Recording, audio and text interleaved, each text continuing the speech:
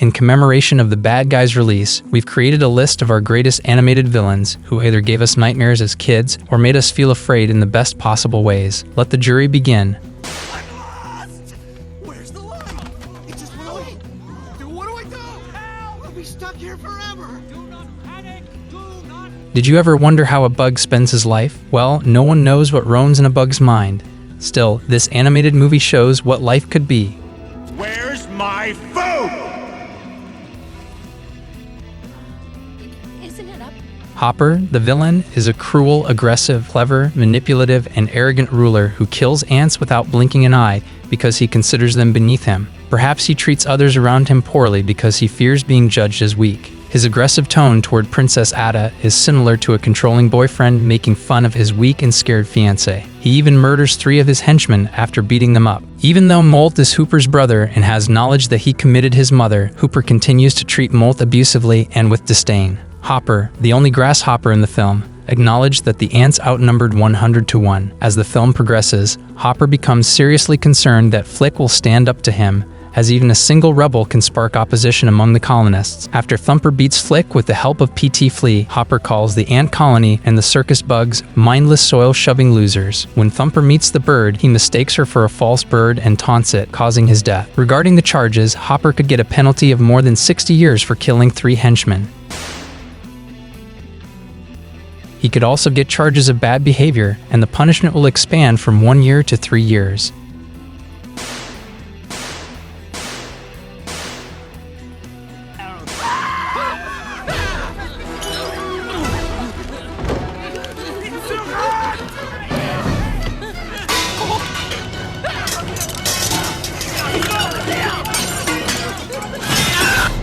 Have you ever heard about a rat who knows cooking? If you haven't, then this movie should be your next shot. Anton Ego. As our video is about villains, Anton Ego is one of the villains of Ratatouille, but personally, I never think of him as the villain. Talking about his role in the movie, he is an aggressive and vicious critic of restaurants, whose insightful and fair but harsh reviews can make or break a business. He was a vocal critic of the ideal chef, Gusteau, and strongly disagreed with Gusteau's statement that anyone can cook. Gusteau's restaurant went from 5 to 4 stars after receiving a negative review from Ego. Sadly, Gusteau passed away shortly after. His passing was a major blow to the already struggling restaurant. His evaluation that ended Chef Gusteau's career compared him to the pretty pitiful Chef Boyardee. After that, Anton disappeared for a very long time. When Gusteau's restaurant gained fame, he showed up once again. He was writing another review when his secretary gave him the news about Gusteau's restaurant. When he hears that Gusteau is succeeding again with Remy as the cook, he is shocked because he thought that the business he had degraded was finally closing. Claiming he hasn't evaluated Gusteau's in years, he issues a personal challenge to the restaurant, saying they have to give it their best attempt to win him over. Remy prepares a brilliantly simple dish that takes Ego back to his childhood and his mother's cooking. He starts crying and asks to speak with the chef, but Linguini and Colette advise him to return when the restaurant is empty.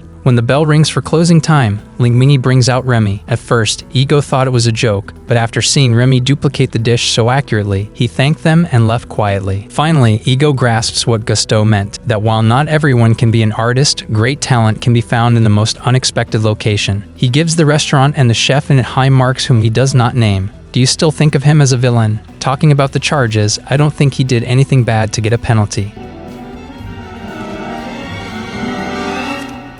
Get my lawyer. I know what the will stipulates.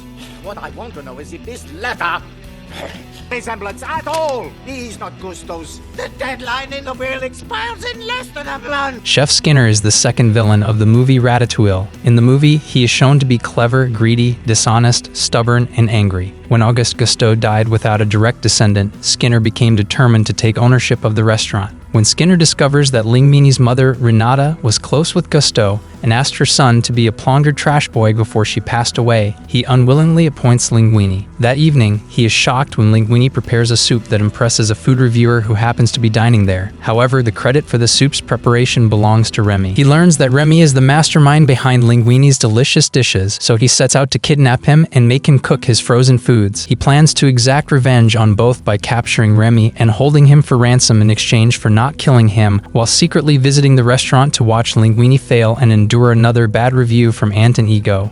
Talking about charges, Chef Skinner could get more than 1 year of imprisonment and a fine for cheating. He could also get 25 years imprisonment for forcing Remy to create a new line of frozen foods.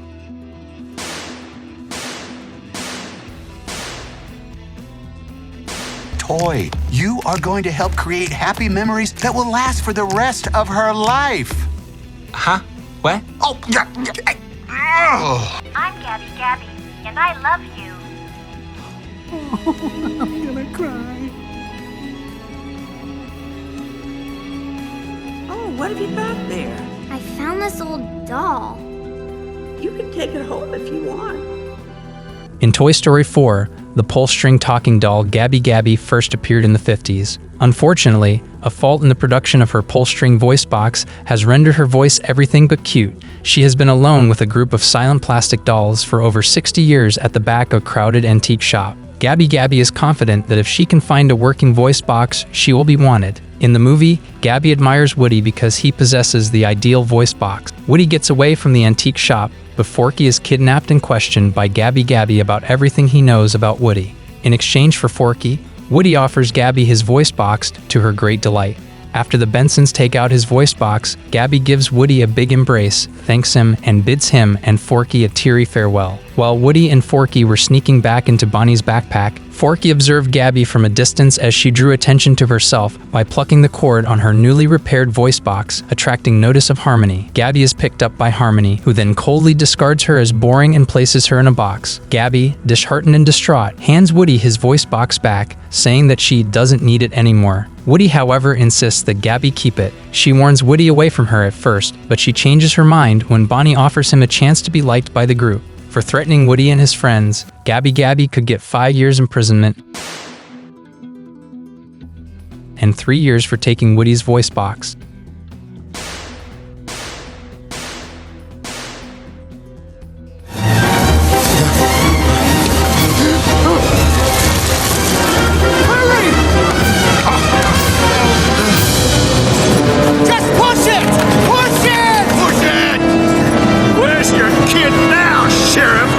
Lots-o Huggin Bear is commonly known as Lots-o in the movie. Lots-o is the villain of Toy Story 3. He is a cruel, vicious, sadistic, mocking, deceitful, clever tyrant and jail warden who rules Sunnyside with an iron fist. He locks up new toys in the Caterpillar room, where they endure the crazy young toddlers, all while he relaxes in the Butterfly room. This behavior was a result of his belief that Daisy had abandoned him. Chuckles claims that Lots-o was once a good toy and a companion, but they were accidentally abandoned, and Lots-o soon realized himself to be replaced. According to Lots-o, since toys are nothing special and are meant to be thrown away with no chance of being loved, he then started making others feel his pain. Now talking about the charges, Lots-o Huggin Bear could get more than a year in prison as punishment for disturbing others' peace.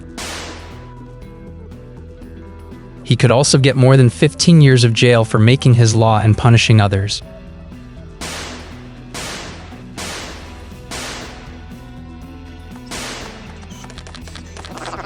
His name is Wally. After all these years, he's developed one little glitch. Wally follows a solitary robot on a future, uninhabitable, deserted Earth in 2805, left to clean up garbage. If you're a fan of robots, then this movie will be a good shot for you. But all that is about to change.